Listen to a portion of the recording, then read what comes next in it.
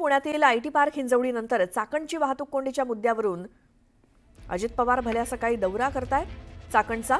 सकाळी 6 वाजता पुणे नाशिक महामार्गावरील मुशी इथून अजितदादांच्या या दौऱ्याची सुरुवात झाली आणि इथून चाकण आणि चाकण एमआयडीसी दरम्यान ज्या ज्या ठिकाणी वाहतूक कोंडी होते तिथली पाहणी अजित पवार करतायत। सकाळी 6 वाजल्यापासूनच पाहणी दौऱ्याला त्यांच्या सुरुवात झाली आहे।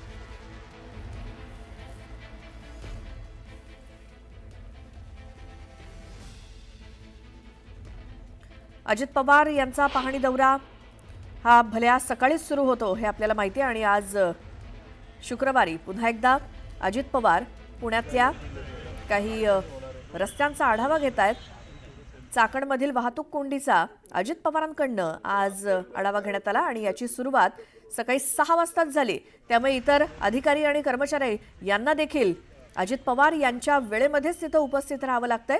त्यामुळे सगळ्यांचीच तारांबळ उडते। अजित पवार हे पाहणी दौऱ्यासाठी निघतात ती वेळ अगदी भल्या सकाळची असते आणि आज देखील चाकणमध्ये पहाटेपासूनच त्यांनी आपला दौरा सुरू केलाय। चाकणमधल्या वाहतूक कोंडीचा मला एक सांगावं, आता तुम्ही मला दाखवलं 6 लेन ज्यांच्या शेखर सिंगांच्या आधी 6 लेन यायला खाली 6 लेन जायला वर फ्लायओव्हरला 4 लेन यायला 4 लेन जायला आणि वर मेट्रो ते कुठपर्यंत आहे? मेट्रो चाकणपर्यंत 6 लेन खेड शिवापूर राजगुरू नगर 6 लेन टोल प्लाझापर्यंत आणि खालचे 3 लेन PCMC मध्ये 6 लेन आहेत का? 8 लेन सर 8 लेन PCMC तिकडं 8 लेन इकडे आहे, तिकडे 12 लेन आहे।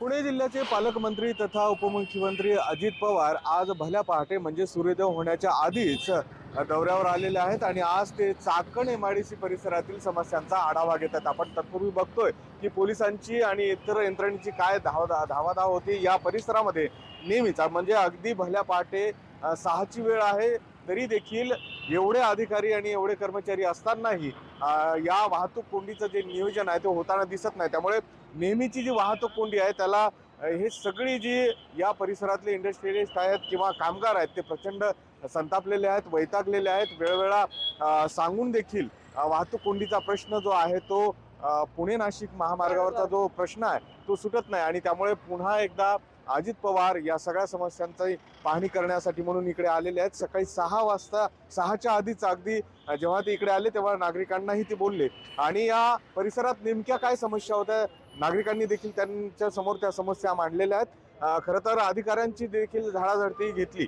वेळोवेळा तुम्ही निवेदनं दिली, तक्रार दिल्या, त्याची काय दखल घेतली जात नव्हती। आता काय अपेक्षा आहे?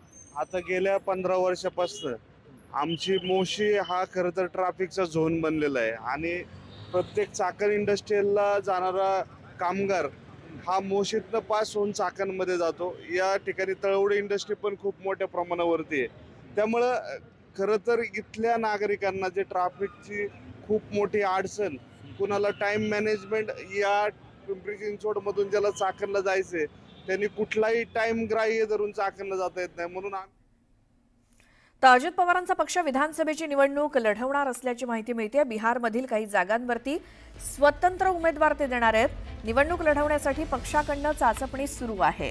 कार्यकर्त्यांची चर्चा केल्यानंतर जागांबाबतचा निर्णय घेण्यात येईल असं देखील सूत्रांकडनं कळतंय। अजित पवारांचा पक्ष विधानसभेची निवडणूक लढवणार आहे। बिहारमधल्या काही जागांवरती स्वतंत्र उमेदवार अजित पवारांचा पक्ष देणार आहे। निवडणूक लढवण्यासाठी पक्षाकडनं चाचपणी सुरू असून कार्यकर्त्यांशी चर्चा केल्यानंतरच याबद्दलचा म्हणजे जागांबद्दलचा निर्णय घेतला जाईल।